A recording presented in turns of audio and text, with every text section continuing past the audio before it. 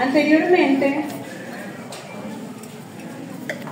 le decíamos a este tema familia enterobacteriaceae.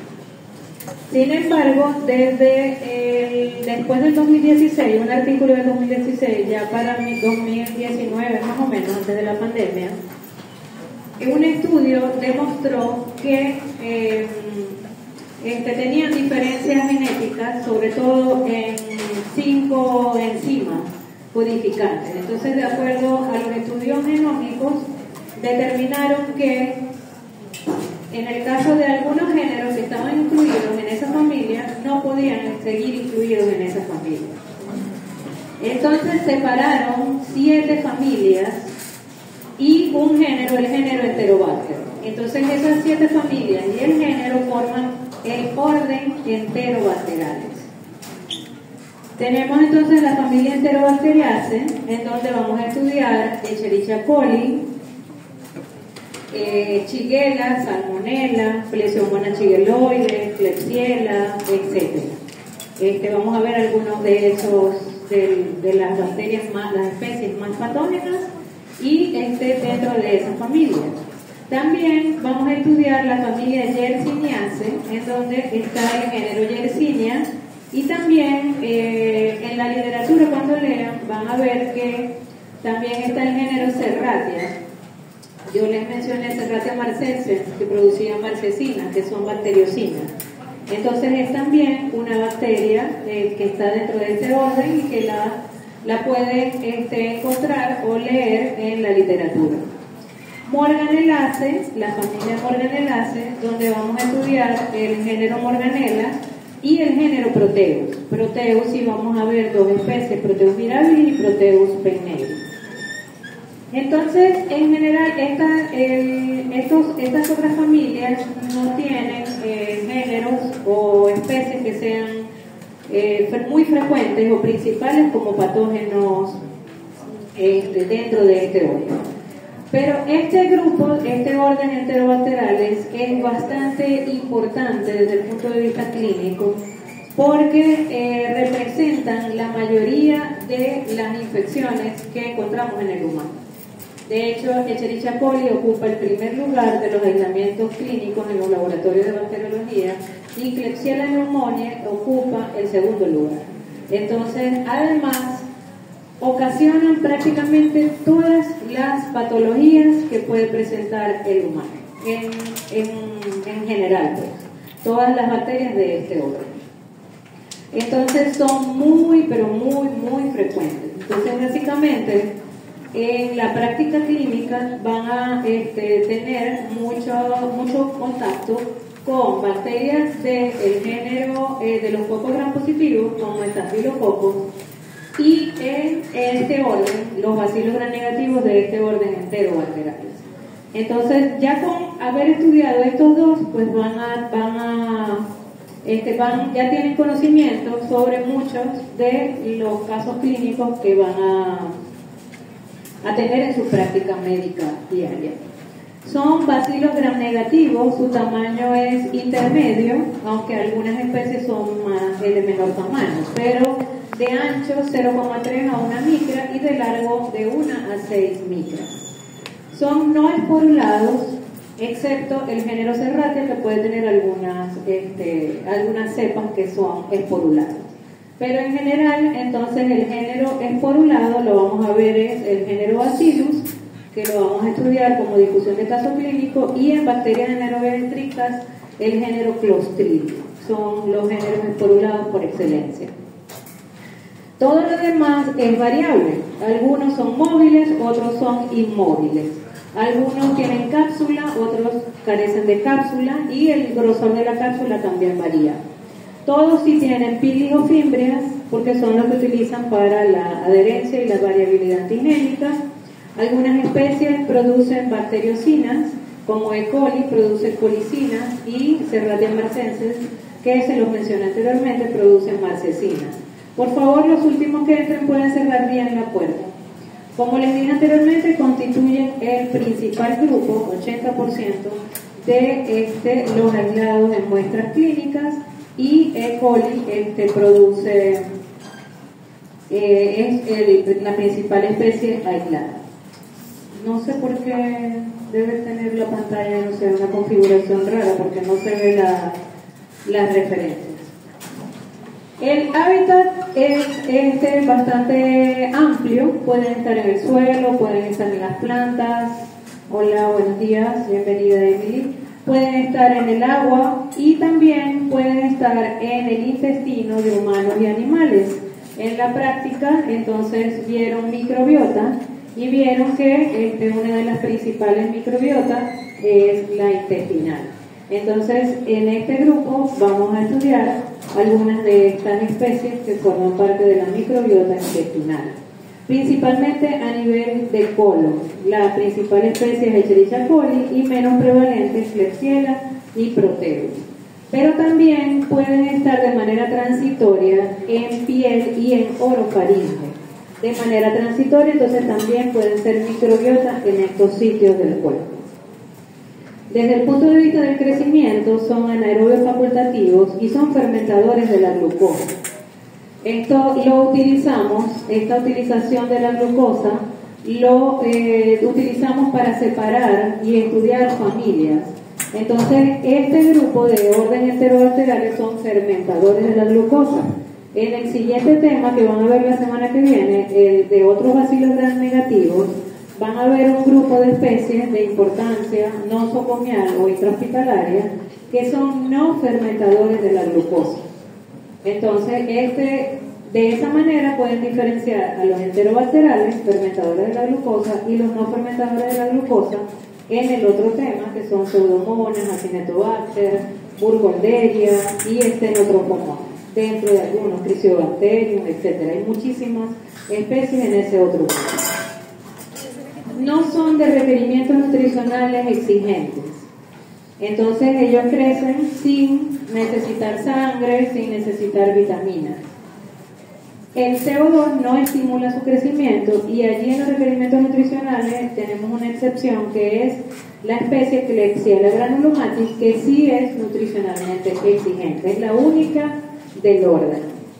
El pH óptimo es de 6,5 a 7,5 y la temperatura de crecimiento es de 35 a 37. El otro grupo, los no fermentadores de la glucosa, crecen mejores a 30 grados centígrados. Entonces, ahí tienen algunas diferencias. Bioquímicamente, como son un grupo muy grande, muy extenso, también es variable. Algunos son bioquímicamente activos, otros son más bien bioquímicamente inactivos. Pueden producir o no gas de la utilización de la glucosa por esta vía. No producen oxidasa, esa prueba la van a hacer en la práctica, van a hacer la catalasa y van a hacer la oxidasa. El orden enterobacteriales son oxidasa negativo, excepto la especie Plesiomonas shigelloides, que vamos a ver al final de la clase, que es oxidasa positiva. Utilizan los nitratos, reduciéndolos. Son catalasa positivo, y entonces en la prueba de catalasa pueden utilizar el género Staphylococcus o también pueden utilizar alguno de estos enterobacteriales. Y la utilización de aminoácidos también es variable, puede ser por descarboxilación, por dehidrólisis o incluso por deaminación, como lo van a ver también en la práctica. Antigénicamente son bacilos gram negativos, son bacterias gram negativas. Entonces tienen una pared celular de bacterias gram negativas. Y recuerden que en la parte más externa las bacterias gram negativas tienen la membrana externa y tienen un lipopolisacárido. En ese lipopolisacárido tienen el antígeno somático O, que varía en estas bacterias. Entonces tenemos O1 al O157 o hasta el 200. Eso le da variabilidad antigénica. También tenemos en la cápsula el antígeno K. Entonces, excepto Salmonella, las que producen fiebre tifoidea, que el de la cápsula se denomina V de V y I. Y también aquellas que son móviles, entonces tienen un antígeno en el flagelo que se denomina antígeno H. Entonces, en este grupo, la variación de estos antígenos es lo que determina los diferentes serotipos. Y aquí tenemos muchos serotipos. Incluso en Salmonella existen más de 2.500 serotipos. Entonces, eso hace que la reacción antígeno-anticuerpo, los anticuerpos específicos frente a un serotipo, no funcionan frente a otro serotipo. Entonces, eso les da esto que les denominé variabilidad antigénica. Y también por ser gram negativas, entonces tienen endotoxina, que también entonces sería un factor de virulencia.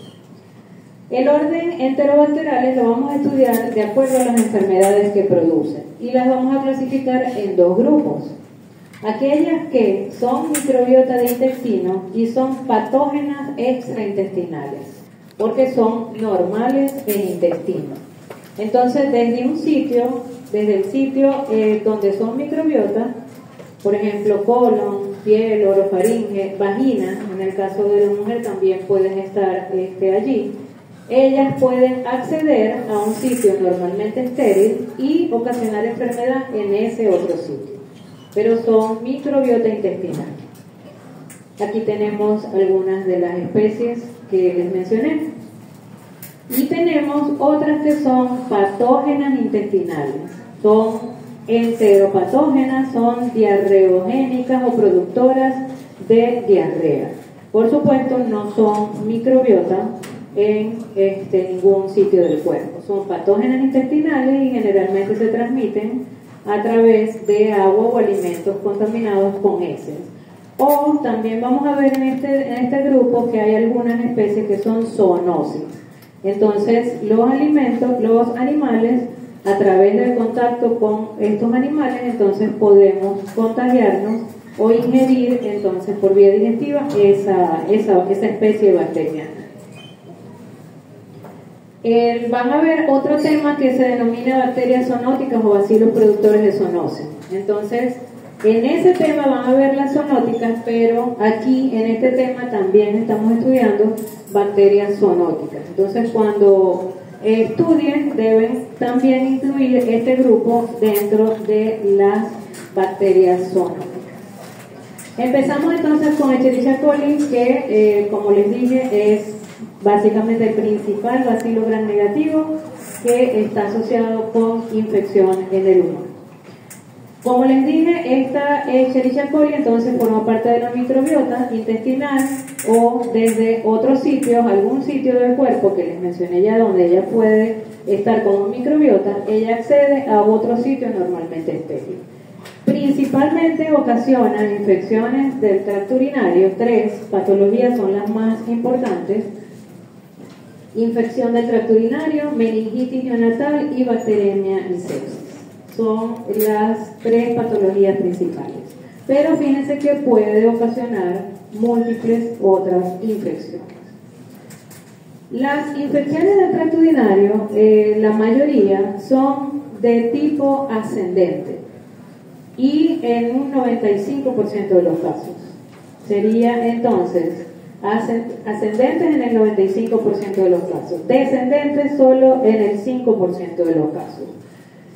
Las infecciones urinarias ascendentes, entonces, la bacteria logra el acceso al área periuretral y de allí, entonces, accede a uretra, accede o llega a vejiga urinaria, puede ascender a través de los uréteres, llegar a riñón e incluso puede pasar a través de la circulación sanguínea y producir entonces bacteriemia y sepsis. Esas son las infecciones urinarias de origen ascendente. Las de origen descendente son aquellas que es lo contrario. Entonces, desde la circulación sanguínea, la bacteria que está produciendo bacteriemia o sepsis, entonces puede llegar al riñón y ocasionar entonces allí infección. Lo más frecuente es que se detenga allí, pero puede descender e incluso ocasionar inflamación a nivel de la vejiga urinaria. La mayoría de las bacterias que vamos a ver aquí ocasionan infecciones ascendentes, como Escherichia coli, Klebsiella pneumoniae, Proteus. Vamos a ver otras especies en otra diapositiva. Pero en el 5% de los casos de las infecciones descendentes tenemos 4 principales bacterias que pueden estar allí. Una ya la estudiaron, que es Staphylococcus aureus. Otra puede ser salmonela, que la vamos a estudiar en esta clase.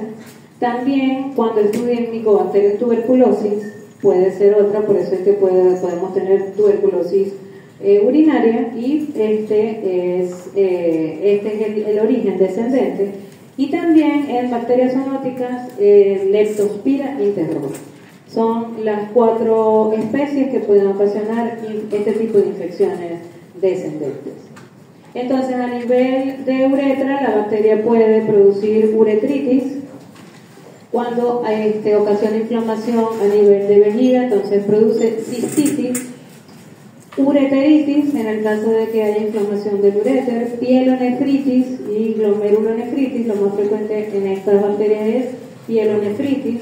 Ustedes vieron glomerulonefritis post-streptocócica en Streptococcus pyogenes. Cuando les hablamos de pielonefritis, entonces principalmente los de este grupo. Pero también pueden ocasionar abscesos a este nivel del tracto urinario. Entre las manifestaciones clínicas, en cistitis, uretritis, entonces allí hablamos de disuria, que es el dolor y el ardor a la micción, en el momento de la micción, aumento de la frecuencia de las micciones, urgencia en las micciones, dolor suprapúbico también puede estar presente. En el caso también puede estar presente hematuria, piuria, que serían los leucocitos en orina, los hematíes o los glóbulos rojos en orina. También el olor cambia, el olor de la orina tiene un olor fétido. Y en el caso de pielonefritis también pueden estar acompañados de estas manifestaciones clínicas, pero ya hay signos sistémicos como fiebre y también dolor a nivel del flanco. Entonces esos son algunos de las manifestaciones clínicas. ¿Qué más? Creo que ya lo comenté todo. Hay unos clones pandémicos que para eso es el serotipo, o sea, para determinar el serotipo, y la secuenciación entonces es para determinar cuáles clones son endémicos, pandémicos, cómo es la frecuencia epidemiológica a nivel de cada región. Una vez que la bacteria E. coli llega entonces al epitelio de la vejiga, entonces primero infecta las células del epitelio superficial, las células facetarias. Para esto la bacteria tiene entonces los pilis tipo 1, que en el momento en que la bacteria se une a la célula, entonces va a polimerizar actina, y de esa manera entonces la célula incluye o le da entrada a este microorganismo extraño. Esto genera una serie de reacciones de señales para que cuando hay mucha cantidad de bacterias en el interior de la célula, entonces haya expulsión, y de esa manera entonces me botaron, me voy a infectar otra célula. Entonces aumenta la infección. También la bacteria puede formar estos complejos intracelulares bacterianos, y de esta manera entonces ella se protege en el interior de la célula. También ella cuenta con el lipopolisacárido, que fíjense que también genera diferentes reacciones que promueven también la expulsión y la supervivencia en el interior de la célula que está infectando. Estos complejos facilitan la producción de filamentos bacterianos. Fíjense que es un bacilo pero larguísimo, y esto protege a la bacteria de la fagocitosis. Fíjense que los neutrófilos pueden fagocitar a esta célula, pero a esta tan grande no la pueden fagocitar. También esta bacteria produce una hemolicina, que es una exotoxina, que, como su nombre lo dice y como las vieron en Staphylo y en Streptococcus, destruyen las células y generan entonces, fíjense, inflamación, apoptosis y por lo tanto daño tisular, destrucción de las células y eliminación de ese epitelio. La bacteria entonces aprovecha y puede acceder al epitelio de transición, y allí entonces puede producir estos reservorios de latencia bacterianos, que están asociados con las infecciones recurrentes. En la mujer, las infecciones urinarias, por la disposición anatómica de la mujer, las infecciones urinarias son muy frecuentes. Y estos reservorios de latencia, entonces, son los que favorecen las infecciones recurrentes. La paciente presenta las manifestaciones clínicas, toma antibióticos y al mes, cuando finaliza el antibiótico, o a los 2 meses, vuelve otra vez la infección. Porque la bacteria se esconde en este epitelio de la acción de los antibióticos y luego entonces puede volver a infectar. También estos reservorios están relacionados con la producción de cáncer por esta Escherichia coli.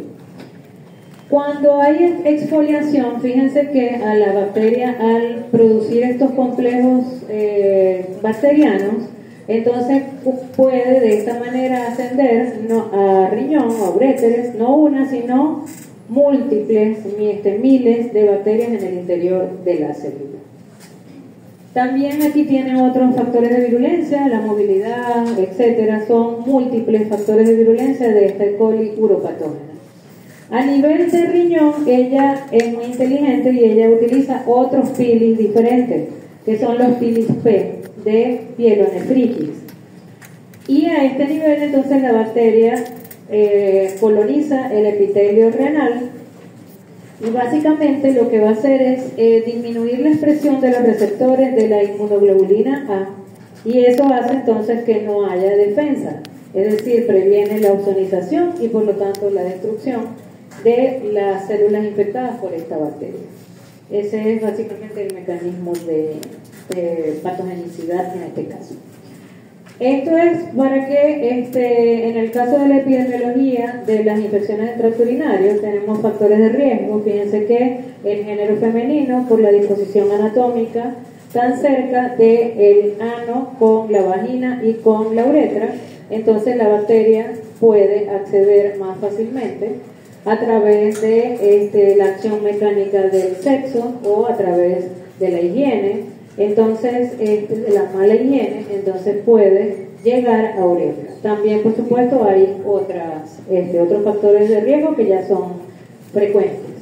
Y en general, tanto en las infecciones urinarias complicadas como las no complicadas, que básicamente las diferencias son anormalidades anatómicas o neurológicas, el primer lugar, fíjense que lo ocupa Escherichia coli uropatogénica, esa es la sigla.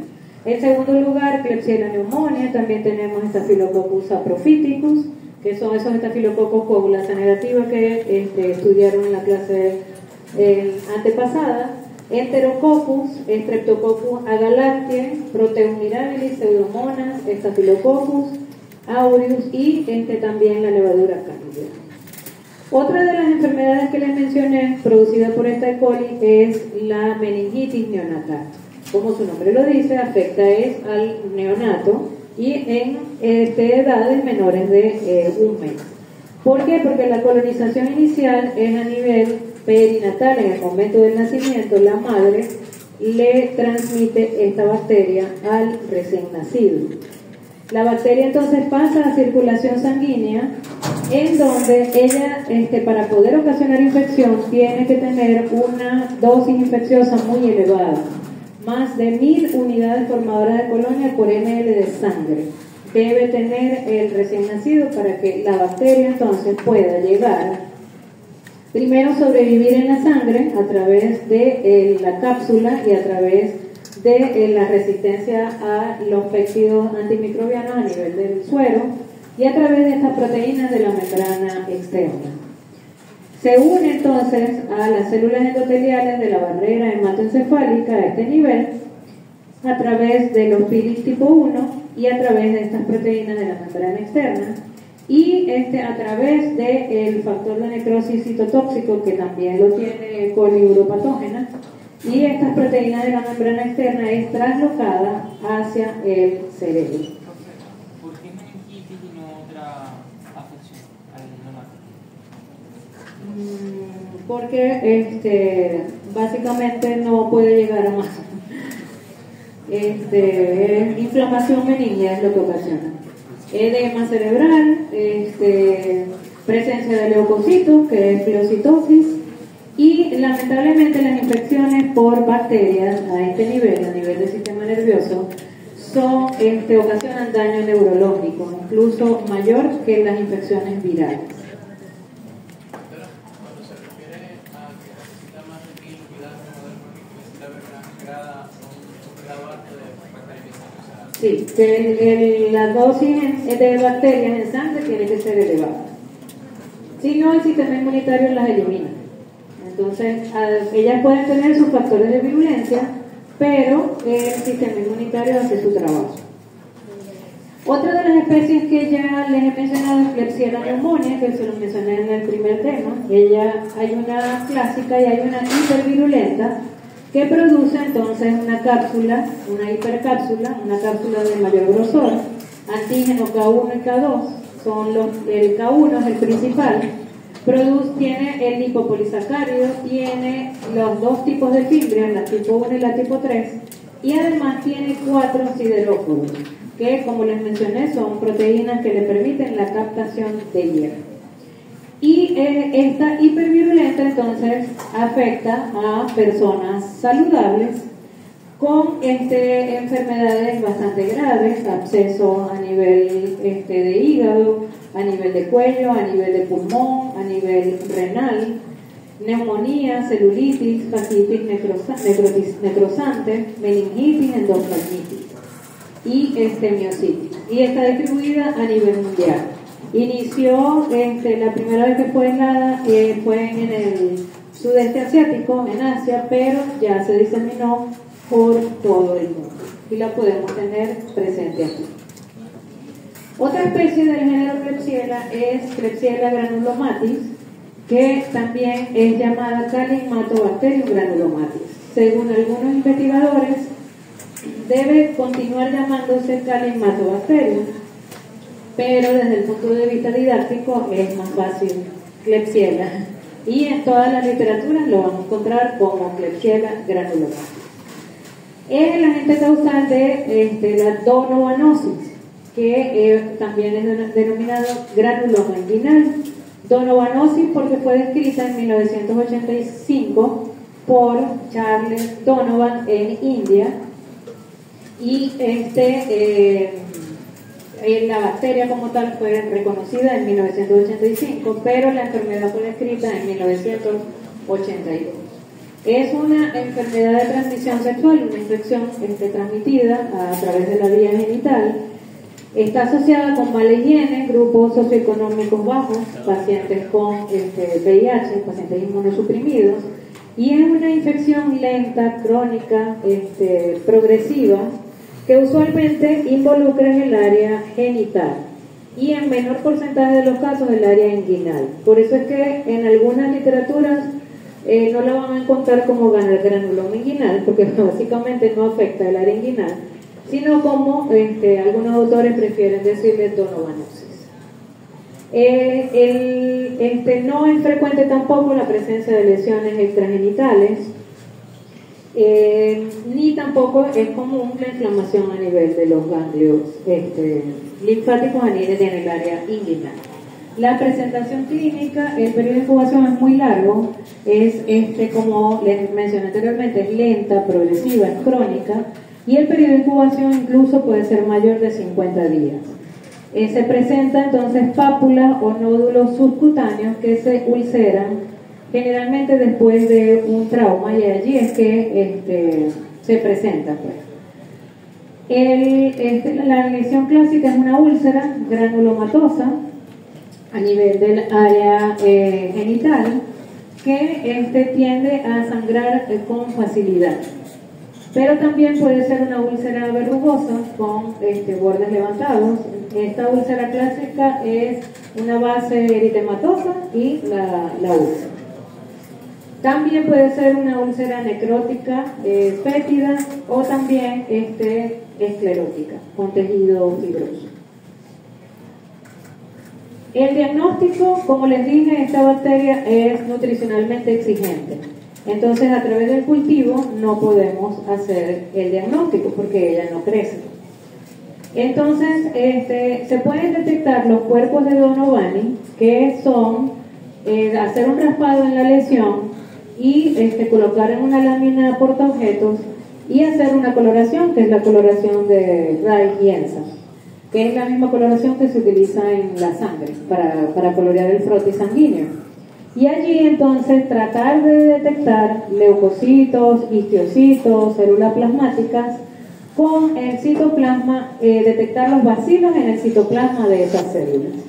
Lamentablemente esta técnica no es de alta sensibilidad y entonces puede utilizarse, pero no es lo ideal.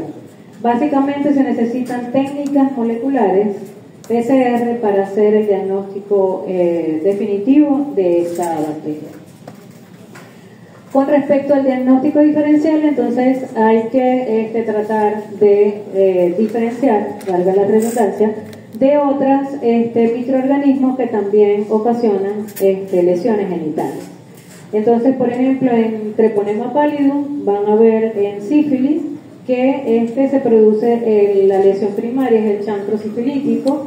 Una diferencia es que el chancro sifilítico es indoloro, mientras que en este caso sí puede ser doloroso.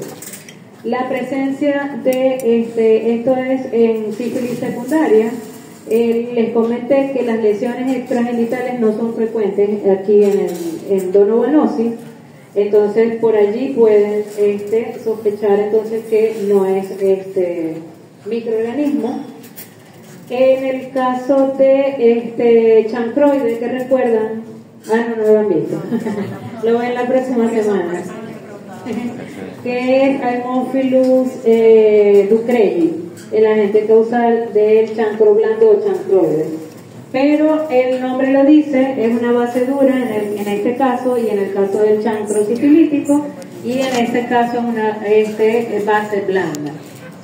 En el caso de la linfadenopatía, en sífilis y en estas otras enfermedades hay presencia de linfadenopatía. En Klebsiella granulomatis no es tan frecuente. Entonces, esos son algunos tips. En el caso del linfogranuloma venéreo, que lo van a ver, es una adenitis, o sea, son jugones que se presentan, o sea, la presentación clínica es diferente, en clamidia, ocasionada por clamidia trachomatis, y en herpes genital, cuando vean los virus, también van a ver que la evolución a postras, y en este caso no hay evolución a postras. Entonces, esas son algunas de las diferencias. El tratamiento antibiótico, podemos utilizar los mismos antibióticos que se utilizan para, ¿cuál es el tratamiento de elección de gonorrea? Penicilina sí es sensible. Cefalosporina de tercera generación. Entonces aquí utilizan el mismo antibiótico para tratar de eliminar varias de los microorganismos productores de enfermedades de transmisión sexual. Y el control y prevención, entonces, es las medidas de prevención de las enfermedades de transmisión sexual.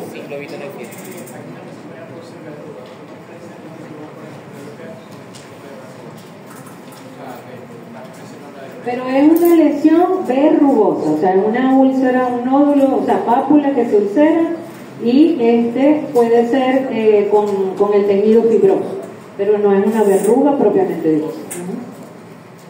Ok, en el caso de estas son lesiones únicas, en esas otras enfermedades también son lesiones múltiples, como en herpes y en el caso de VPH. Ok, en el caso de Proteus, las dos especies más importantes son Proteus mirabilis y Proteus peineri, son bastante importantes también, lo vimos en la lista de del top 10 de las infecciones urinarias. Y a diferencia de las otras, Proteus está relacionado con la producción de cálculos urinarios. Entonces, además de que produce la infección, produce una enzima que se denomina ureasa, que la van a ver mejor en la práctica, van a ver cómo se detecta, y esta enzima transforma la urea en amonio y en CO2, aumentando el pH. Esto hace precipitar los iones calcio-magnesio que estén en la orina y formar entonces los cristales. De estrubita y carbonato de apatita son los principales que se producen. Y esto es el mecanismo de producción de los cálculos urinarios por esta bacteria durante la infección. Además, ella está asociada con las infecciones asociadas a catéteres. En este caso, el catéter urinario, entonces ella forma una biopelícula, un biofilm cristalino, gracias a este aumento del pH. Eso también lo hace en el epitelio de la vejiga urinaria. Y esta formación de este biofilm le permite entonces colonizar a través de manera de una biopelícula. Y esto genera drenaje urinario inapropiado, produce reflujo, progresión a pielonefritis y si la bacteria puede acceder a sangre, entonces bacteriemia y sepsis. Proteus utiliza otro pilis, que es el pilis MRP de Proteus. ¿Qué es un biofilm? Ajá, biofilm en inglés se denomina en español biopelícula. Es la capacidad que tienen las bacterias de unirse y ir formando como una capa, varias capas, que serían una película o capas de microorganismos vivos. Entonces, esas capas colonizan las células, o sea, nuestros tejidos, y de esa manera se protegen del sistema inmunitario y de la acción en nuestro organismo, de la acción de los fagocitos, de los antibióticos, pero también en las superficies inanimadas, en los hospitales, en los dispensadores de jabón, en las puertas, en los pasamanos, etcétera. Entonces ellas también pueden formar esas biopelículas y se protegen de los desinfectantes, del cloro, de los jabones antibacteriales, etcétera. Entonces ese es un mecanismo que tienen las bacterias, no solo de colonizar las células, sino también de protegerse. En este caso también produce una hemolicina que ocasiona entonces daño del tejido, daño del celular, y también produce esta toxina PTA que también genera entonces daño tisular. A diferencia de E. coli, no produce los reservorios intracelulares latentes, pero sí puede ocasionar infecciones recurrentes. Ok, el diagnóstico entonces, excepto de todas estas bacterias, excepto Klebsiella granulomatis, es a través del cultivo microbiológico, cultivo bacteriológico. Entonces, dependiendo de la infección, como se les mencionó en la práctica, entonces es el tipo de muestra clínica. Ustedes en la práctica entonces van a sembrar un urocultivo, van a tomar una secreción nasal, van a tomar un exudofaringio, si quieren pueden tomar una muestra de sangre, como lo hicimos en la rotación pasada. Había estudiantes que son asistentes de laboratorio y entonces tienen la práctica y habían también enfermeros que entonces hicieron la demostración de tomar el hemocultivo.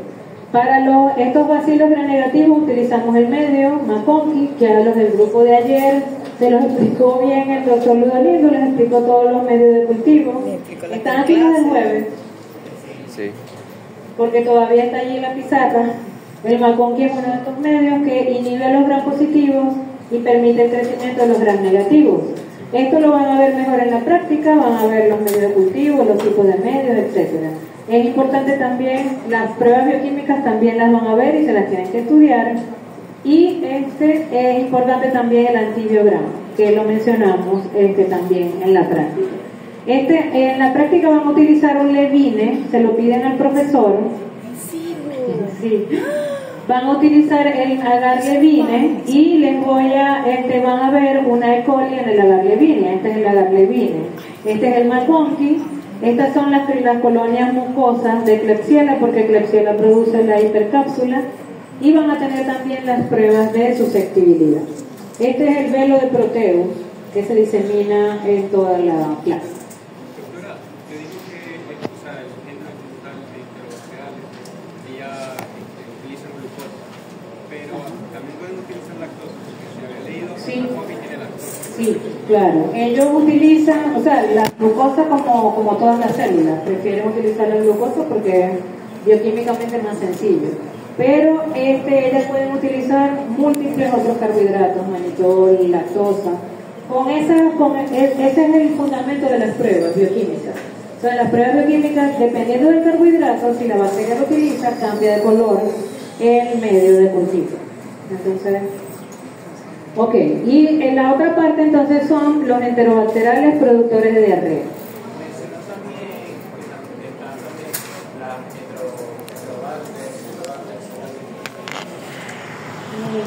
¿Quieren que les añadamos una diapositiva? Las bacterias laxantes. No, sí, porque ustedes en frecuencia son estas principales. Pero también ustedes van a tener Citrobacter freus, Enterobacter floccae, Klebsiella aerógenes. O sea, van a tener son múltiples especies las que están en este orden, muchas. Y en los cultivos, entonces, a medida que ustedes vayan recibiendo los reportes de los cultivos, entonces se van familiarizando con otras bacterias. Ok, vamos a empezar con E. coli.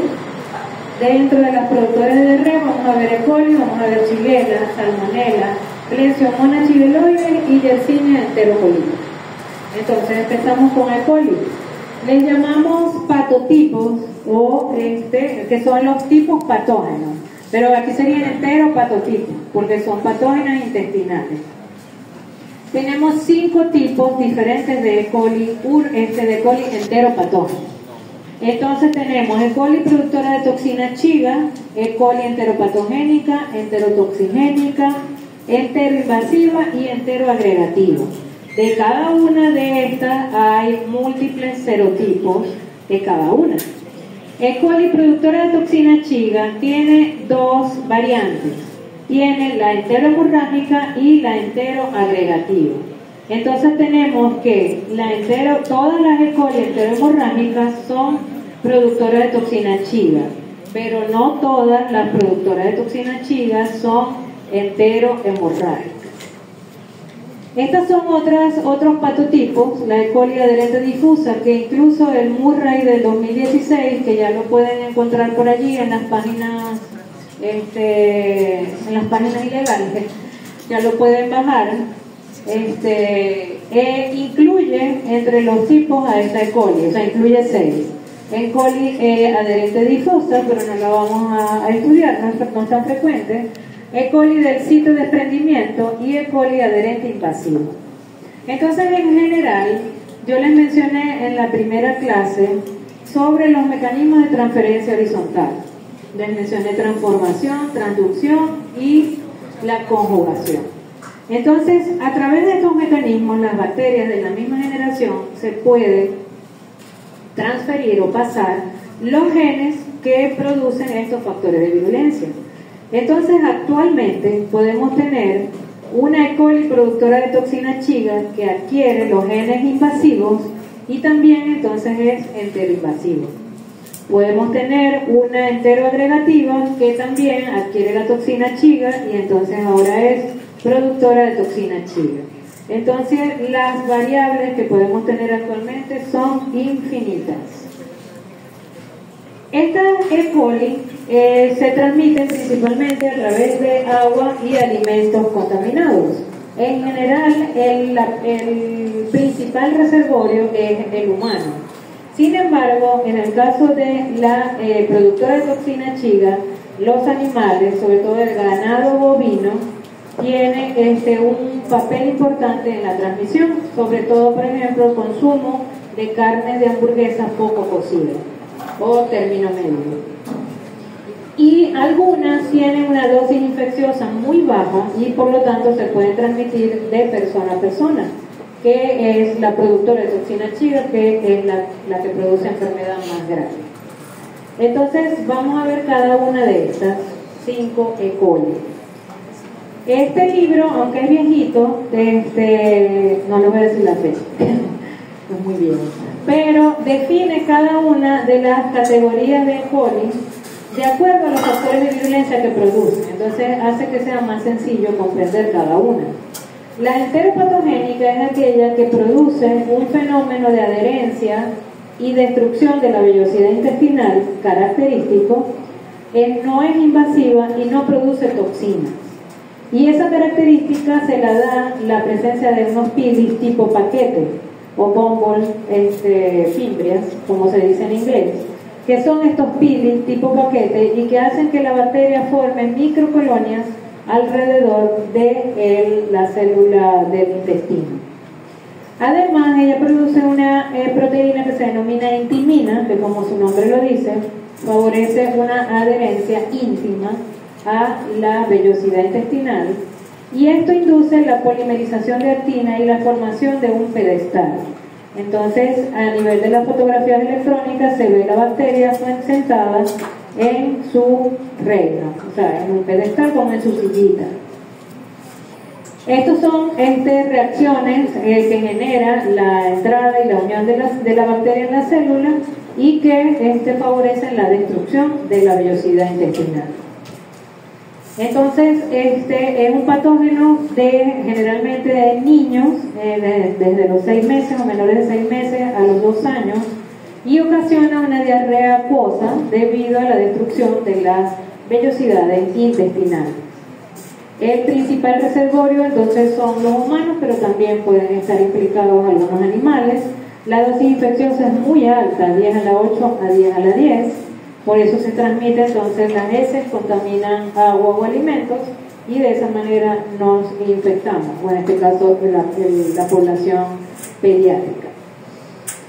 Y es un factor de riesgo en el caso de mala higiene en guarderías o en las escuelas. Produce fiebre, generalmente estas E. coli producen fiebre de bajo grado, puede producir vómitos y la diarrea acuosa. Vamos a ver que en estas bacterias tenemos dos tipos de diarrea. Tenemos diarrea acuosa y tenemos diarrea con leucocitos, la diarrea secretora o secretoria con leucocitos y además sangre, o sea, diarrea sanguinolenta, que se denomina disentería. Ya ustedes vieron la disentería amibiana, en este caso se le denomina disentería bacilar, porque es producida por un bacilo gram negativo. E. coli enterotoxigénica, como su nombre lo dice, es aquella que produce las toxinas. Puede producir una o ambos tipos de toxinas. Está la termolábil y la toxina termoestable. Termolábil y termoestable. La termolábil afecta la adenilciclasa, aumentando las concentraciones de AMP cíclico, y esto entonces es lo que hace que haya pérdida de líquidos y electrolitos y no haya reabsorción. Es el mismo mecanismo que produce la toxina colérica o la toxina de Bacillus cólera, que la van a ver la semana que viene. Y es una exotoxina de tipo AB. Recuerden que hay 3 tipos de exotoxinas que la vimos en la primera clase. La toxina AB, que tiene 5 subunidades B y una subunidad A con 2 componentes. Las alteradoras de la membrana, que las vieron, y las superantígenos, que las vieron en Staphylococcus y en Streptococcus. Y está la termoestable, que afecta la guanilciclasa, aumenta las concentraciones de TMP cíclico y eso es lo que produce entonces la diarrea acuosa. Fíjense que el periodo de incubación es de 14 a 50 horas, solo se presenta la diarrea acuosa y en algunos casos dolor abdominal, pero no hay moco, sangre ni leucocitos. Puede producir náuseas y vómitos. Y fiebre de bajo grado en menor porcentaje. Es el agente causal de 2 enfermedades, la diarrea del viajero y la diarrea en niños. La diarrea del viajero es bastante frecuente, el 40% de los casos de diarrea en los viajeros es producida por esta E. coli. E. coli es productora de toxina chiga, como su nombre lo dice. Entonces produce la toxina chiga. Chiga viene de Shigella, de Kiyoshi Shiga, que fue el descubridor japonés el que describió la bacteria Shigella. Y Shigella produce la toxina chiga. Esta es otra toxina chiga. La de Shigella se le dice citotoxina y a la de E. coli se le dice verocitotoxina. Pero se le denomina igual porque tiene el mismo efecto. Entonces, E. coli productora de toxina chiga, recuerden que tenemos las dos variantes, la enterohemorrágica, entonces es la que produce colitis hemorrágica, síndrome urémico hemolítico. ¿Qué es el síndrome urémico hemolítico? Trombocitopenia. Número 1, trombocitopenia. Número 2, anemia. Y número 3, Riñón. a nivel de la piel, no. Insuficiencia renal. Insuficiencia renal. Ok, muy bien. Expresa la toxina chiga y además se adhiere a las células igual o similar que la enteropatogénica. O sea, produce este fenómeno de adherencia y destrucción de la vellosidad intestinal. En este caso, el ganado es un reservorio clave, asintomático, y por eso la carne de hamburguesa, la carne molida, está muy frecuentemente, fíjense que el 40% de los lotes es por carne mal cocida, carne molida mal cocida. También los productos lácteos y la agua contaminada. Es un patógeno altamente infeccioso, y al decir altamente infeccioso, entonces la dosis infecciosa es muy baja, 50 a 200, y por eso la transmisión de persona a persona. La transmisión usualmente ocurre a través de alimentos, pero también, o agua contaminada, pero también puede ser de persona a persona. Aquí entonces están los diferentes serotipos. Este es el más famoso, el O157H7, que una vez salió en un examen y nos querían matar. Pero este es un serotipo que es el más frecuente en Estados Unidos, Japón, Europa. Aquí lamentablemente son mal diagnosticadas o no se diagnostican y por eso no sabemos, pero también está presente en nuestro medio. Y en Alemania los más recientes han sido producidos por este serotipo, pero hay otros serotipos como el 104H4, que también produjo un brote que fue epidémico, pero afectó varios países, y fue a través de los vegetales como lechugas, tomates, que se produjo el brote. Fíjense que el mecanismo de adherencia es similar al de E. coli enteropatogénica, también produce el pedestal, produce la intimina, pero el mecanismo principal de patogenicidad de esta bacteria es la producción de la toxina chiga. La toxina chiga es una isotoxina de tipo AB, sale del colonocito y utiliza como receptores los glucolípidos, el GB3. Y este receptor se encuentra a nivel intestinal, a nivel de las células de Paneth, pero también está a nivel renal. Entonces la bacteria sale a la circulación sanguínea y luego entonces afecta y destruye las células del enterocito, y eso es lo que produce entonces la colitis. Además, la destrucción de las vellosidades entonces es lo que produce la diarrea acuosa, pero en este caso entonces también hay una colitis hemorrágica gracias a la toxina chiga. Es una toxina AB, AB5, porque son 5 subunidades B y una A, y básicamente inhibe la síntesis de proteína, y eso es lo que ocasiona la destrucción de la célula, porque inactiva el factor de elongación 2 en la síntesis de proteínas. La severidad varía desde portadores asintomáticos hasta pacientes con la forma más grave. El periodo de incubación es de 3 a 4 días. El paciente puede iniciar con una diarrea acuosa, pero en el 80 al 90% de los casos, y dolor abdominal, en el 80 al 90% de los casos entonces se vuelve diarrea sanguinolenta. Casi en el 47% de los casos entonces requiere hospitalización por las complicaciones, y colitis hemorrágica y síndrome urémico hemolítico en hasta un 9%. Ya mencionamos lo del síndrome urémico hemolítico. Básicamente entonces se puede hacer el cultivo, pero tenemos que diferenciar la E. coli aislada de las heces de la microbiota. Recuerden que si en las heces aislamos E. coli, esa puede ser la E. coli uropatógena, la productora de meningitis neonatal, o la que forma parte de la microbiota. Y para diferenciar entonces estas categorías de E. coli enteropatogénicas, tenemos que hacer pruebas moleculares. Entonces el diagnóstico de estas E. coli es a través de técnicas moleculares. Hay que detectar, en la definición que les di, están las características de los factores de virulencia. Entonces, por ejemplo, en la productora de toxina chiga hay que detectar el gen que produce la toxina chiga. En la enteroinvasiva hay que detectar los genes que le dan la invasividad. En el caso de la enteropatogénica hay que detectar el gen que codifica los peelings formadores de paquetes. O sea, así sucesivamente, cada E. coli tiene sus factores de virulencia y en las técnicas moleculares entonces debemos hacer eso. Por lo tanto, en un coprocultivo no puedo, si no hago técnicas moleculares, no puedo hacer la identificación de estas E. coli. Básicamente el tratamiento de soporte y monitoreo de las posibles complicaciones, porque en una fase aguda no se debe dar antibióticos, porque el antibiótico destruye la célula bacteriana y entonces va a liberar más toxina, y las complicaciones y las manifestaciones clínicas las está produciendo es la toxina. Lo ideal sería una antitoxina para inactivar la toxina, pero no hay disponible para esta E. coli.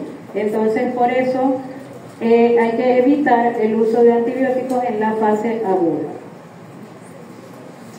La enteroinvasiva es igual que Shigella, entonces ya aquí adelantamos Shigella.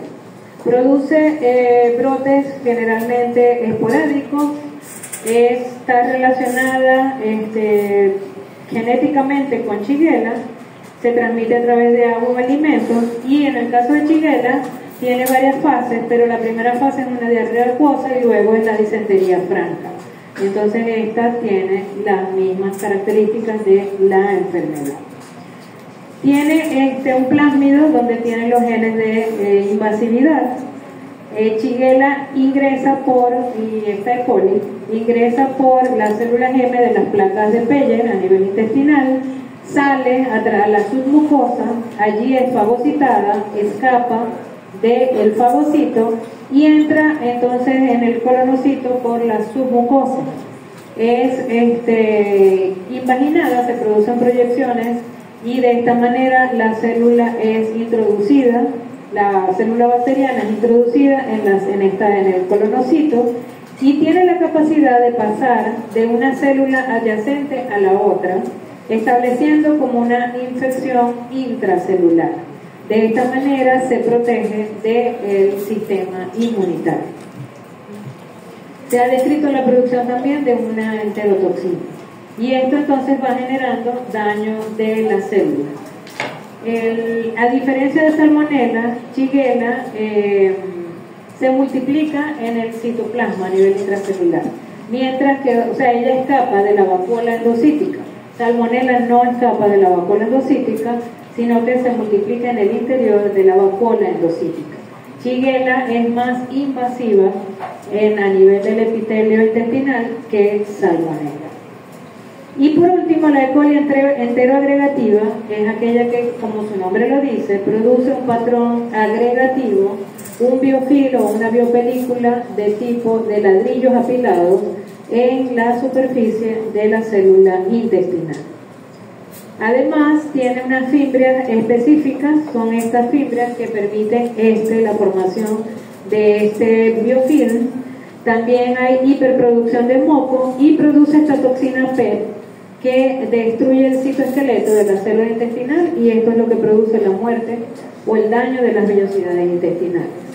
Esta bacteria produce diarrea acuosa, generalmente persistente, asociada con pacientes inmunosuprimidos y se transmite principalmente a través de agua o alimentos contaminados.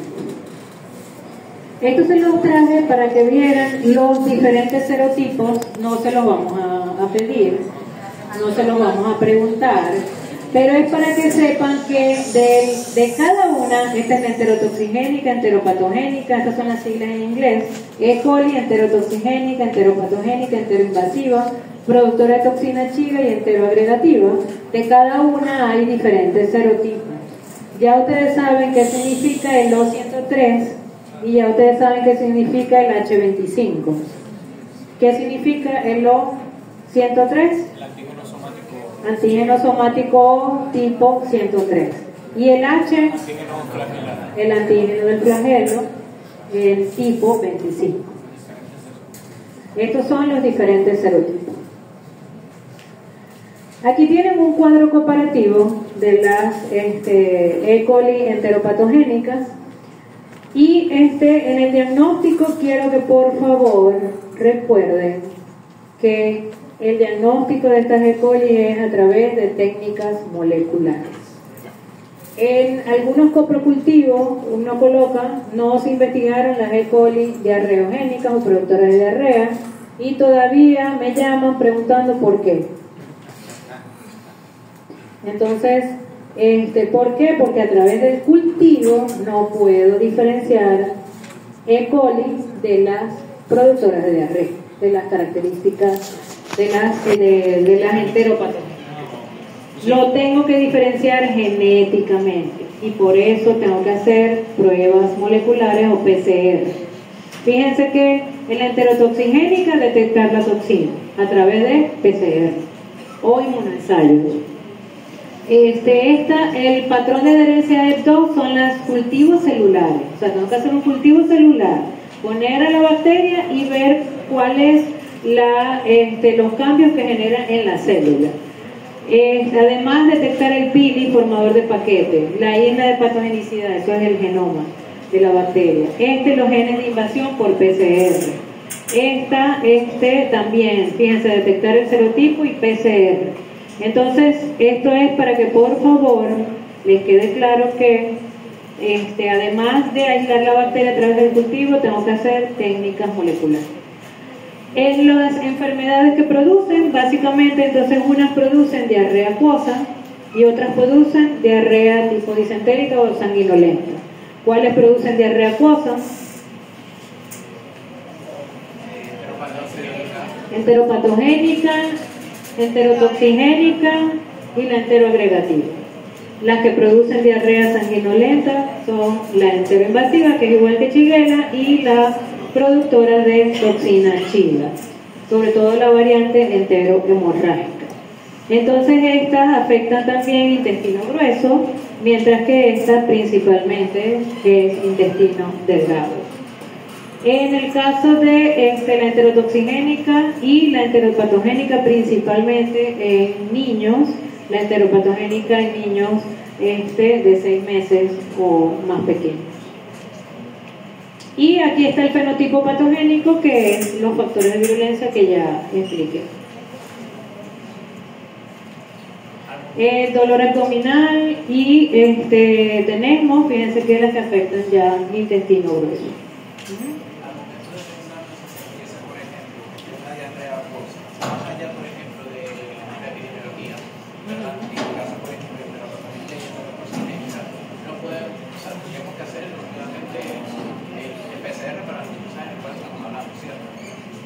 Sí, pero nosotros le preguntamos qué bacteria principalmente puede ocasionar esas manifestaciones clínicas. Entonces allí ustedes se pueden guiar por la epidemiología. Ok, estas les dije que son zoonóticas.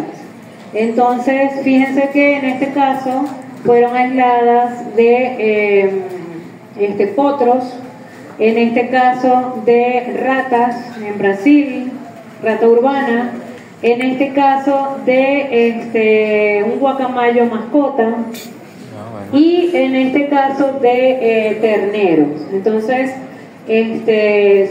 recuerden que estas E. coli son zoonosis. Shigella, ¿qué hora es? 11:06. Shigella tiene 2 especies. Ya les dije de dónde viene el nombre Shigella, ¿verdad? Ya se lo dije. Esto sí lo podemos preguntar porque el nombre es raro. Y yo Shigella. Shigella tiene 4 especies. Shigella dysenterie, Shigella flexneri, Shigella boydii y Shigella somnei. Las más frecuentes son Shigella flexneri, las que están en azul, y Shigella somnei. Pero Shigella dysenterie es la única que produce la toxina Shiga. Entonces, es la que produce la enfermedad más grave. Son bacilos gram negativos inmóviles, son patógenos exclusivos del humano. Shigella no es una zoonosis. Es sensible a las condiciones ambientales y esa es una de las razones por las que las heces para el coprocultivo no se deben refrigerar, porque esos cambios bruscos de temperatura pueden afectar a Shigella. La identificación definitiva hay que determinar el serogrupo para poder decir qué es la especie, porque bioquímicamente no puedo diferenciar entre las 4 especies. Y es infrecuentemente aislado de muestras extraintestinales, es principalmente un patógeno intestinal, pero en pacientes de edades extremas, como en niños menores de 5 años, o pacientes de edad avanzada, o en pacientes inmunosuprimidos con VIH u otra enfermedad, entonces sí se pueden presentar infecciones extraintestinales y por lo tanto complicaciones más graves. Fíjense que la transmisión es de persona a persona, sobre todo en niños, porque Shigella es un patógeno, sobre todo de niños, entre 1 a 4 años, es lo más frecuente. Y personas de edad avanzada también. La principal forma de transmisión es de persona a persona, porque la dosis infecciosa es muy baja, entonces es de 10 a 100 bacilos, entonces en las guarderías, en los colegios, en los preescolares, entonces un paciente con Shigella entonces puede ocasionar un brote. Puede ocurrir transmisión sexual entre hombres que tienen sexo con hombres, es bastante frecuente tanto en países desarrollados como en países en vías de desarrollo. Y como les dije, los serogrupos más frecuentes o las especies más frecuentes son Somnei y Flexnei.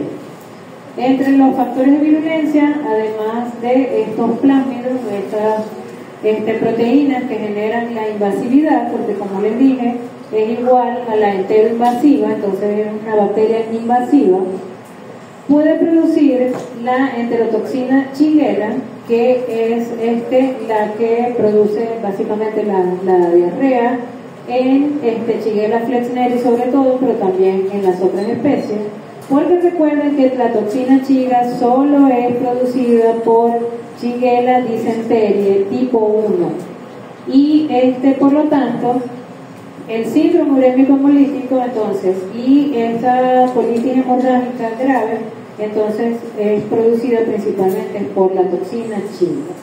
También tiene una endotoxina por ser una bacteria gram negativa. Como les dije, entonces afecta principalmente niños, la bacteria se adquiere por vía digestiva y el periodo de incubación es de 1 a 4 días, pero puede extenderse hasta 1 semana. En individuos previamente infectados, entonces es que se presenta una infección asintomática, de resto la mayoría es sintomático. Las fases entonces son el periodo de incubación, la fase inicial, en donde entonces se presenta fiebre transitoria, cefalea, trastornos gástricos, anorexia, vómito, náuseas también. Luego entonces viene la diarrea acuosa y después entonces es la disentería franca, en donde entonces se presenta moco, pus y sangre en las heces, acompañado de dolor abdominal y tenexo. En el caso de las complicaciones y de la infección extraintestinal pueden ser, en el caso de las complicaciones intestinales, fíjense que bastante graves, perforación, obstrucción intestinal, incluso apendicitis, diarrea persistente, también tiene complicaciones metabólicas a nivel neurológico y cuando pasa entonces a sangre ya puede diseminarse y ocasionar estas infecciones extraintestinales. También están las manifestaciones posinfecciosas, incluso el síndrome urémico hemolítico, artritis y de manera diferencial este tipo de diarrea entonces también la puede ocasionar E. coli, productora de toxina Shiga, Campylobacter, y en el caso de Salmonella vamos a ver que también la gastroenteritis puede ser similar a Salmonella. Pero recuerden que no es frecuente las complicaciones ni tampoco la infección extraintestinal. El diagnóstico de Shigella es a través del coprocultivo. Shigella sí la podemos investigar a través del cultivo. Todo esto lo vamos a ver mejor en la práctica. Y el tratamiento, la Organización Mundial de la Salud recomienda ciprofloxacina, trimethoprim-sulfa o ampicilina. Lamentablemente en nuestro medio la resistencia a ampicilina es altísima. La resistencia al Bactron, al trimethoprim-sulfa, elevadísima también. Y lamentablemente la resistencia a las fluoroquinolonas como ciprofloxacina y levofloxacina, si son nombres que ustedes los conocen, entonces no han visto fármaco, es porque en su vida diaria todo el mundo toma cipro, toma levo o toma Bactron, hasta con una gripe. Entonces eso hace que las bacterias se vuelvan resistentes, y en nuestro medio entonces tenemos que utilizar una cefalosporina tercera que están restringidas para infecciones más graves. Pero en el caso de Shigella, sobre todo en niños, por la gravedad de la deshidratación, etcétera, entonces sí se recomienda la utilización de antibióticos. En Salmonella no, dependiendo del tipo de salmonella. Y la prevención, entonces, las medidas preventivas de las enfermedades de transmisión orofecal, y no hay otro. Salmonella, tenemos su nombre viene de Daniel Salmon, que en 1884 fue el que describió la enfermedad en los puercos. Salmonella tiene dos especies, Salmonella entérica y Salmonella bongori. La que afecta en mayor frecuencia al ser humano es Salmonella entérica, y tiene 6 subespecies.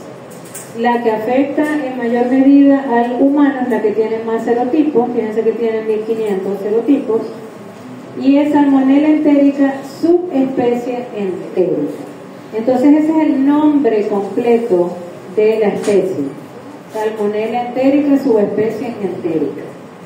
Y existen, como les dije anteriormente, más de 2500 serotipos de esta bacteria.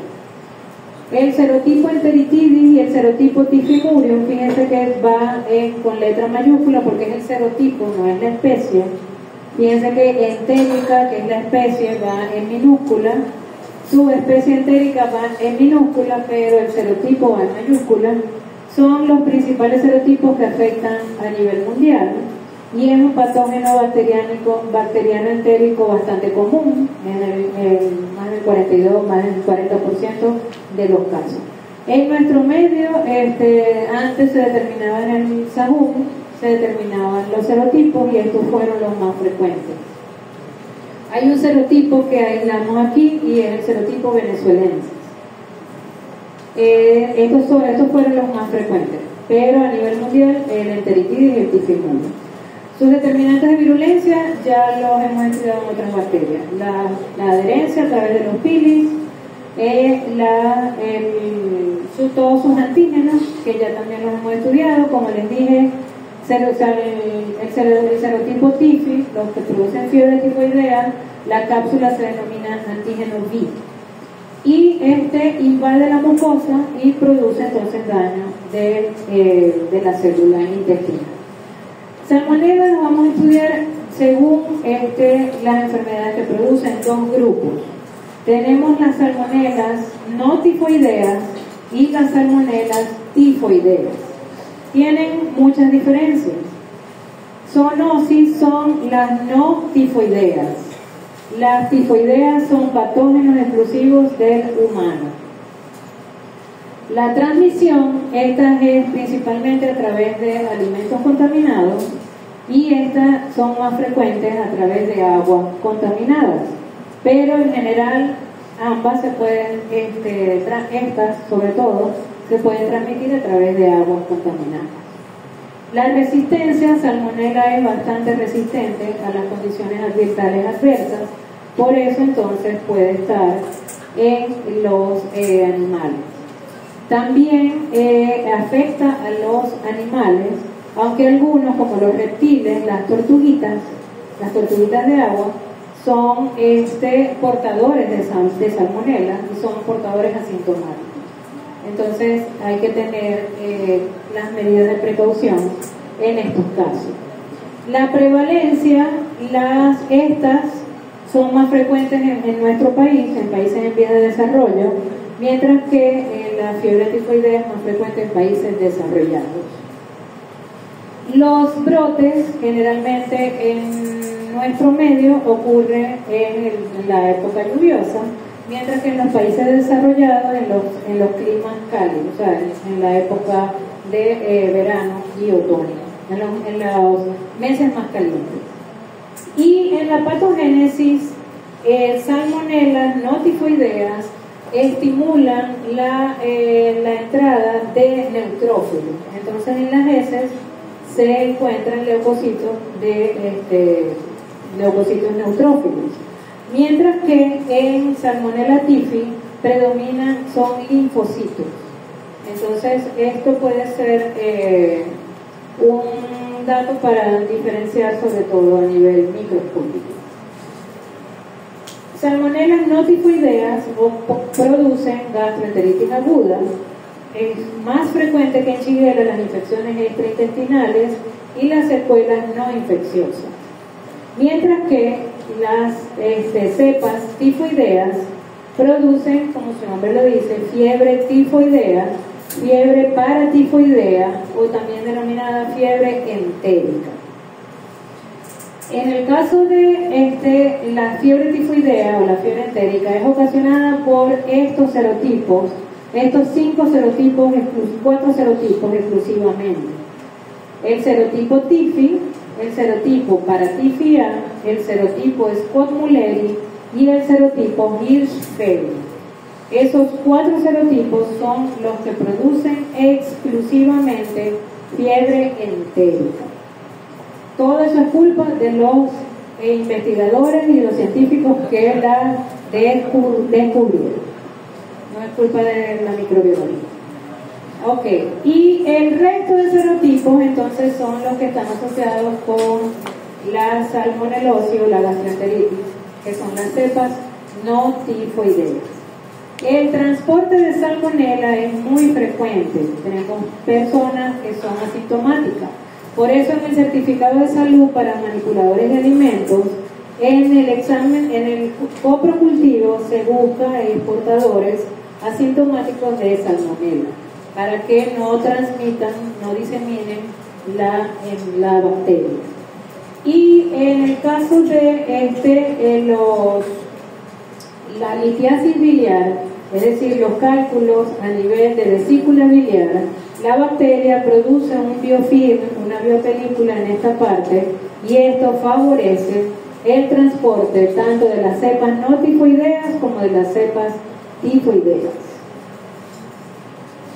Y el transporte puede ser fecal, puede ser urinario y también puede ser convaleciente menor de 6 meses o crónico mayor de 6 meses hasta incluso más de 1 año.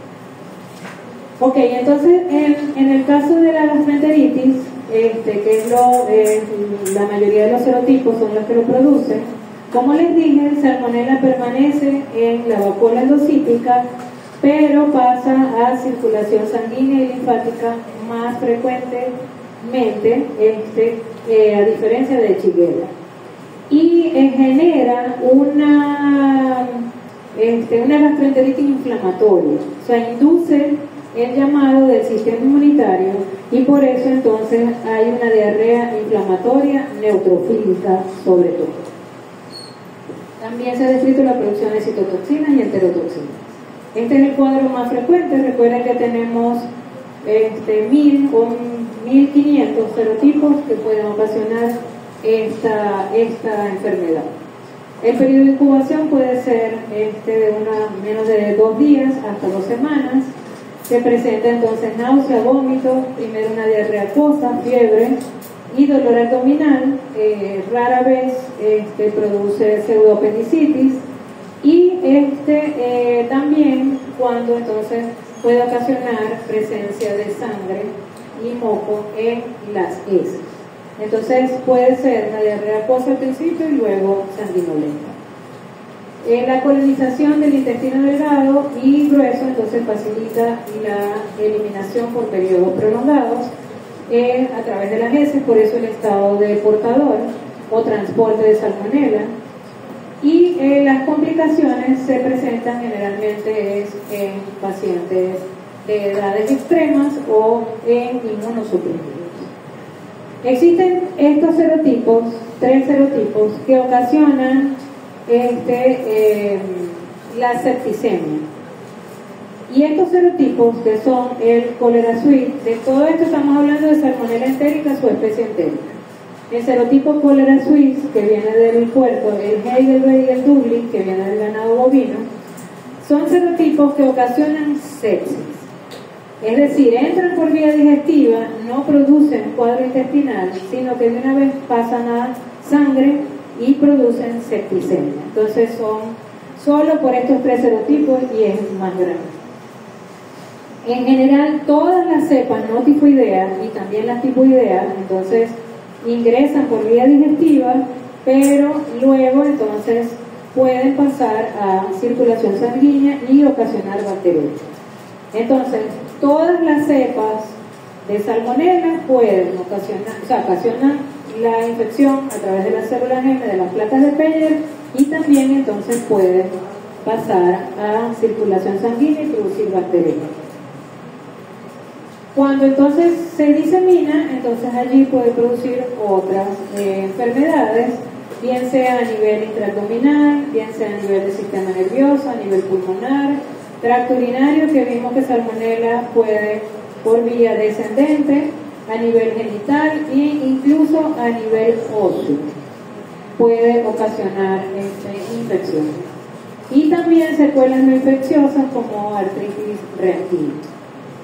El transporte de salmonella, como les dije, puede ser fecal, puede ser urinario y puede ser convaleciente, menos de 6 meses, en niños menores de 5 años, mayores de 5 años o crónico, tanto en niños como en adultos. Y los antibióticos, la Organización Mundial de la Salud, si la enfermedad no es grave y es autolimitada, no recomienda tratamiento antibiótico. En la mayoría de los casos es leve y es autolimitado. El sistema inmunitario elimina la bacteria. El problema está en el transporte, que puede, entonces, si no se elimina, puede ser un portador asintomático. Y los antibióticos más bien pueden prolongar el estado también de portador. La fiebre entérica, que entonces, ¿cuáles son los serotipos que ocasionan la fiebre entérica? El FELDI y el Formulidol. Ok. Una vez mencionamos los otros 2 serotipos. Y esa pregunta nadie se la contestó hoy. Pero no lo vamos a volver a hacer. Ajá, y recuerden que las cepas tifoideas son patógenos exclusivos del humano, solo afectan al humano, no son zoonoses. Entonces ya llevamos 2 bacterias que son patógenos exclusivos del humano. ¿Cuáles son? Salmonella, los serotipos tifoideos o entéricos de la fiebre entérica y Shigella. Ok, el periodo de incubación es más largo, puede ser de 1 a 2 semanas.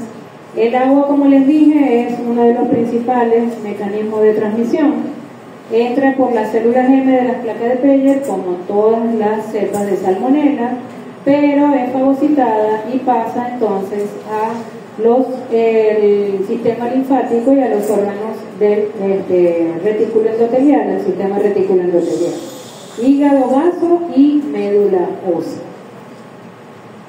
Como su nombre lo dice, produce fiebre entérica y por lo tanto entonces es una fiebre que se denomina fiebre remitente o en patrón de escalera, que la fiebre aumenta y nunca vuelve a regresar al nivel basal. Por eso entonces va aumentando. Fiebre prolongada que incluso puede durar hasta un mes o más si no mata al paciente. Y fiebres elevadas. Puede ocasionar en general otros síntomas, dolor de cabeza, escalofrío, mialgia, sudoración, tos, artralgia, la lengua saburral que se presenta en más del 50% de los casos, es una lengua blanquecina que se presenta en estos pacientes. El exantema es máculo papular y se presenta en tórax y en abdomen. También en un porcentaje relativamente alto. También se presentan manifestaciones gastrointestinales, pero ya en la tercera, cuarta semana, como náuseas, vómitos, anorexia, dolor abdominal, incluso diarrea o constipación. Los signos más importantes son como afectan los órganos del sistema reticular endotelial. Entonces son hepatitis o hepatomegalia y esplenomegalia. Si les decimos hepatitis, les estamos diciendo aumento del tamaño del hígado, inflamación del hígado. Entonces si se les menciona hepatitis, entonces también sospechen de esta bacteria. Epistaxis, ¿qué es epistaxis? Y bradicardia. ¿Y bradicardia? Ok, muy bien. Complicaciones, todo depende del avance que tenga la enfermedad. Entonces puede producir hemorragias, perforación gastrointestinal, manifestaciones neurológicas y entonces allí encefalopatía, shock y muerte. El transporte biliar crónico, en este caso, en los casos de fiebre entérica, sí la Organización Mundial de la Salud recomienda tratamiento antibiótico. Fíjense que disminuye el transporte crónico de estas cepas y está asociado la debilidad, fatiga prolongada en sobrevivientes. El diagnóstico, entonces aquí como la bacteria entra y se va a pasear, entonces tenemos que el hemocultivo lo podemos utilizar para aislar la bacteria, pero en la primera semana, cuando está entonces pasa sangre y además está en los órganos del sistema reticular endotelial. En la segunda, tercera semana, entonces, como la bacteria ya se produjeron los anticuerpos, entonces podemos utilizar la detección de anticuerpos específicos en sangre, que sería la serología. Y ya en la tercera, cuarta semana, entonces es que podemos utilizar el coprocultivo para aislar estas cepas en el caso de las entéricas, de las que producen fiebre entérica. Esto lo vamos a ver en la práctica y para los 4 serotipos, sobre todo para el serotipo tifus, sí hay vacunas, pero no nos las ponen aquí cuando vamos a viajar, se las ponen a los de los países desarrollados cuando vienen para acá. Y el tratamiento es antibiótico también. Aquí tenemos, esta es la prueba de las aglutininas febriles que todavía se consigue en nuestro medio, en algunos laboratorios, y es para los síndromes febriles prolongados donde está entonces la fiebre entérica. Entonces podemos detectar Salmonella typhi, Salmonella paratyphi, también Rickettsia y brucelosis. Se utiliza para esas para esas 3 enfermedades. Y existe una ELISA para detectar la IgA de los serotipos tifoideo y paratifoideo. Ya solo faltan 2, ya vamos a terminar. ¿Hasta cuándo? Mi vida era feliz hasta de ver esto. Fuiste feliz hasta Echelicia Puli. Ya. Ok. Acaban de apagar mi brillo. Leishmania chigeloide, entonces es otro patógeno que está ampliamente distribuido en el ambiente y además es zoonótico. Tenemos que puede estar en el agua dulce, agua salobre, agua salada, puede estar en animales vertebrados e invertebrados y no está asociado con desastres naturales como si lo está vibrio cólera. Entonces estas serían las vías de entrada a través de alimentos, aguas contaminadas o contacto con algunos de los animales si presentan la bacteria. Puede ocasionar infección intestinal y infección extraintestinal y complicaciones. En la gastroenteritis puede ser gastroenteritis secretoria aguda, diarrea acuosa, algunos dolor abdominal, fiebre y síntomas gástricos, náuseas, vómitos. Colitis disentérica o sanguinolenta, entonces es un poco más grave, ya afecta colon, o diarrea incluso crónica y persistente. Puede pasar a sangre, ocasionar sepsis, afectar el sistema nervioso, sobre todo en pacientes de alto riesgo, pero también puede irse a pasear. Después de que llega a sangre, puede ocasionar a nivel extraintestinal, a nivel ocular, a nivel de heridas, incluso artritis, pancreatitis, abscesos esplénicos, etc. Y ella es oxidasa positiva y se diagnostica a través del coprocultivo. Y por último, la familia Yersineaceae, vamos a estudiar solamente Yersinia enterocolítica, es la más frecuente. También está Yersinia pseudotuberculosis como agente causal de infección entérica. Y Yersinia pestis, que es el agente causal de la peste bubónica, la peste negra, la van a ver en bacterias o bacilos zoonóticos. Entonces aquí básicamente solo vamos a ver Yersinia enterocolítica, que es la más frecuente. Desde el punto de vista, son bacilos gram-negativos, también son anaerobios facultativos, son fermentadores, pero son pequeñitos, fíjense que, y de crecimiento lento. Miden 0,5 micras, 0,3, 0,5 y de 1 a 2 de largo, comparado con las otras que miden hasta 6 micras de largo. Es móvil a temperatura ambiente porque ella prefiere el frío. Entonces ella afecta principalmente las zonas más al norte de Estados Unidos, de Europa, son los principales países.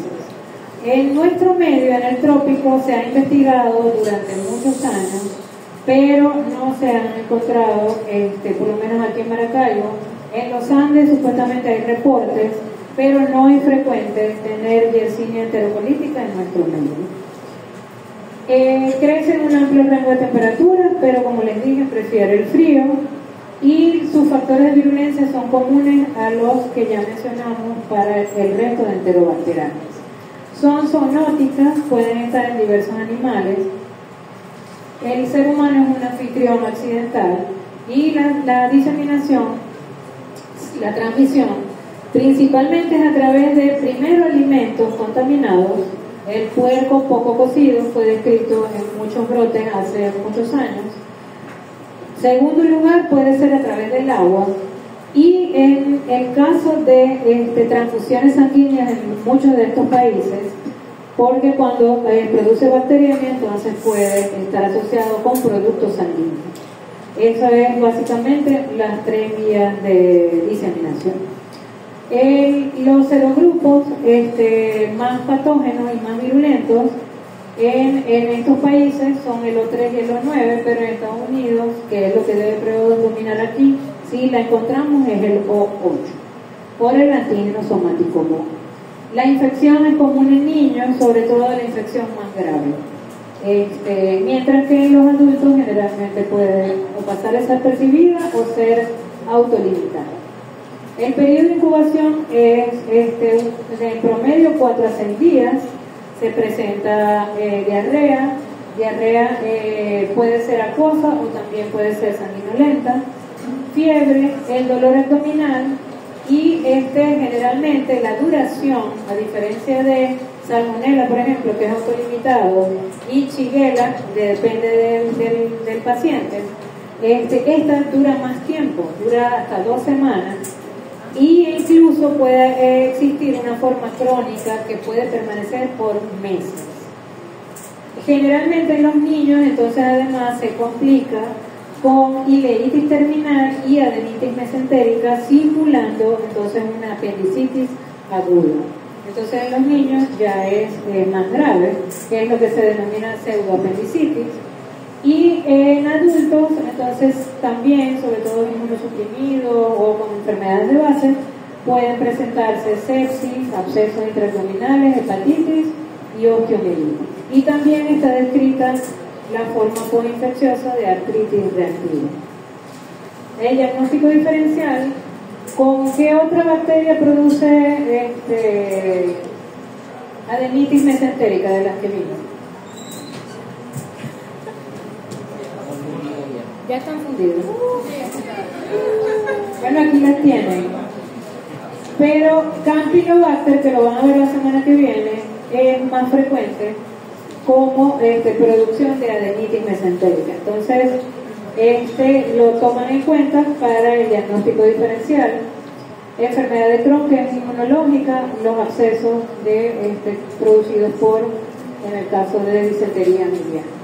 Fiebre tifoidea también deben descartar en este caso, en el caso de yersiniosis. Y el diagnóstico microbiológico se puede hacer a través de coprocultivo. Esto es para que cuando les preguntemos el diagnóstico PCR, porque todos dicen PCR, no. Cultivo de heces, serología también son opciones que están disponibles. Ok, entonces aquí tienen los diferentes patógenos responsables de enfermedad gastrointestinal. Vimos entonces el orden enterobacterales, que están ubicados en estos dos.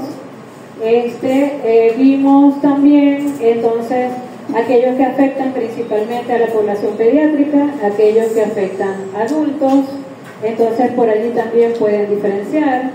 Aquí entonces de las bacterias que vimos deben añadir la semana que viene a Campylobacter y a Vibrio cholera, que lo van a ver la semana que viene. En intoxicaciones, entonces, Staphylococcus aureus, que ya lo vieron, y vamos a ver Bacillus cereus y Clostridium perfringens en otras clases. Los virus, entonces, rotavirus, que afecta principalmente a niños y es diarrea acuosa y vómitos, y en el caso de los otros norovirus, que afectan principalmente también con diarrea acuosa, pero en adultos. Entonces, de los parásitos ya ustedes los vieron: Cryptosporidium, Giardia, en el caso de entamueba histolítica, y como agente causal de gastritis, el Helicobacter pylori, que lo vamos a ver como gastritis, no gastroenteritis, solo produce gastritis. Y aquí tienen un ejemplo. Ajá, ¿quién lo lee rapidito?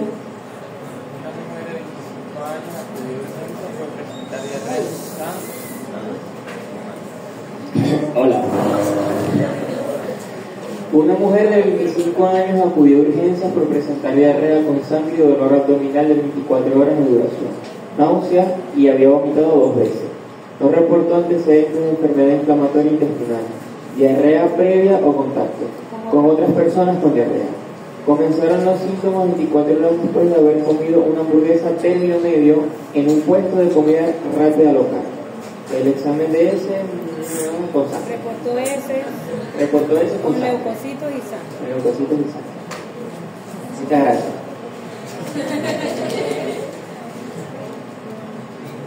Nombra 2 especies de enterobacterales, o sea, de esta clase, que puedan causar enfermedad en esta paciente. No oigo. ¿Cómo?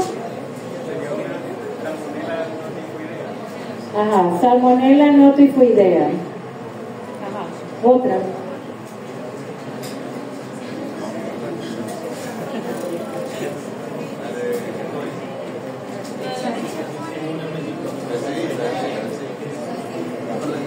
Escherichia coli enterotoxigénica. Enterotoxigénica produce diarrea acuosa sin sangre.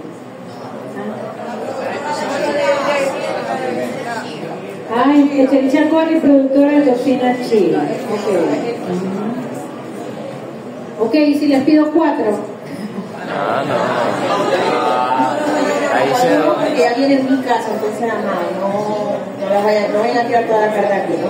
Ahí están buscando ustedes para pasar el caso aquí Porque si no lo tengo que leer, y yo sé que si lo leo no voy a entender nada. Si no lo pasas por el grupo, Va a pasar por el grupo. Para que lo vayan leyendo allí. ¿Verdad que sí? Yo lo voy a pasar, todo está en el grupo, y si no, bueno, personal. A ver.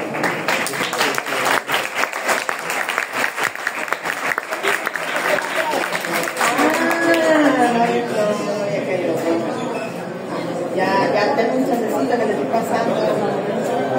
A ver.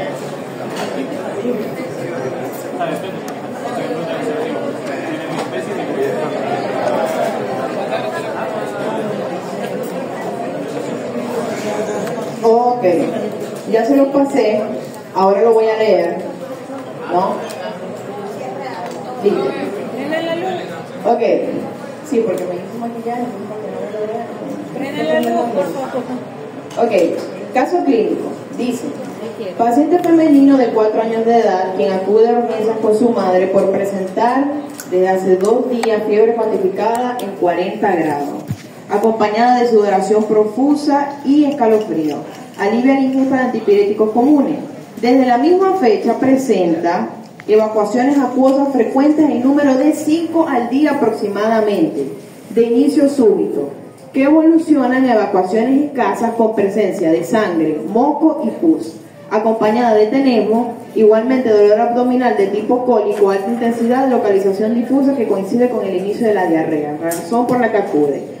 Apariencia general, paciente en condiciones generales regulares, poco colaborador, irritable, palidez cutánea, afebril, con múltiples petequias en miembro inferior y superior, signos vitales, frecuencia cardíaca 120 latidos por minuto, frecuencia respiratoria de 36, presión arterial de 90-50 y temperatura de 37. Y los estudios complementarios muestran disminución de hematocrito y hemoglobina, aumento de la cuenta blanca, plaquetas disminuidas con urea creatinina aumentada y disminución del volumen urinario.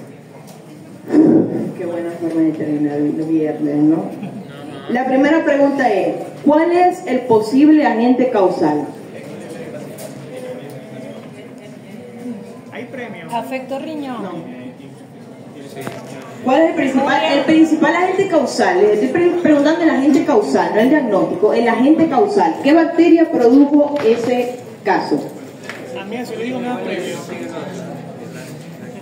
Ah, puede ser una Escherichia coli. ¿Cuál es Escherichia coli?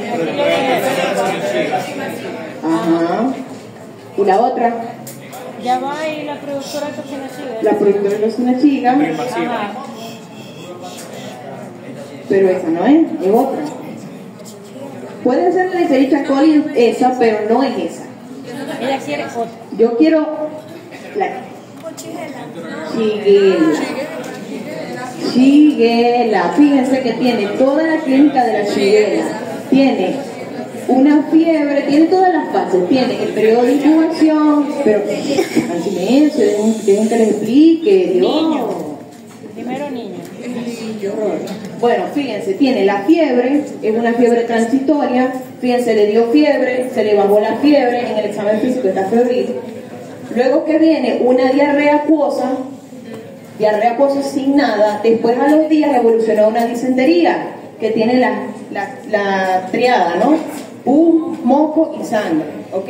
Y además tenía otros síntomas que acompañan a esa diarrea, como el tenemo, por ejemplo. Entonces, la segunda pregunta es... fíjense, ya vamos para eso. La segunda pregunta es, ¿cuáles son los diagnósticos probables? Shigellosis es el primer diagnóstico, pero el segundo diagnóstico...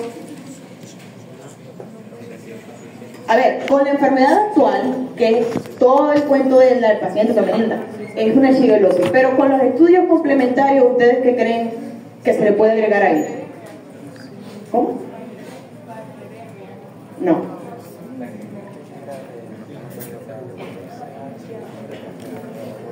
Ajá. ¿Quién sabe? Yo sé, amiga. No, vamos a ¿Quién sabe? ¿Cuál es la principal complicación por allá? Disentería basilar es la shigellosis, pero yo quiero la otra, con los exámenes complementarios. No. Urémico hemolítico. Fíjense, ¿cuál es la triada del síndrome urémico hemolítico? TIA, trombocitopenia, tiene plaquetas disminuidas. Y la insuficiencia renal, acuérdense, ustedes están viendo oficios que molleja y ya debieron haber visto renal.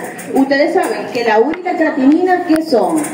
De parte del riñón. Cuando la urea y la creatinina se supone que se tienen que tirar, ¿ya?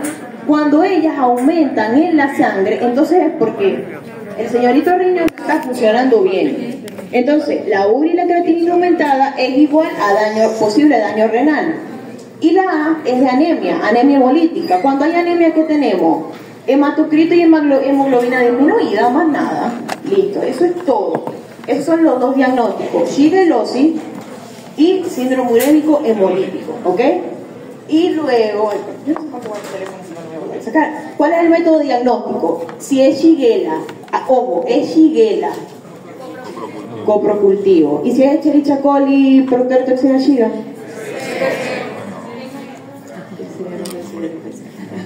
Ajá, y lo último, yo sé que no hicieron mucho caso a esa parte, pero mencione, ahí dice 3, pero mencione 2 complicaciones asociadas a la shigellosis. Megacolon es una. Así, bueno, podría ser, sí. ¿Cuál? O sea, ácido metabólico sí podría entrar ahí.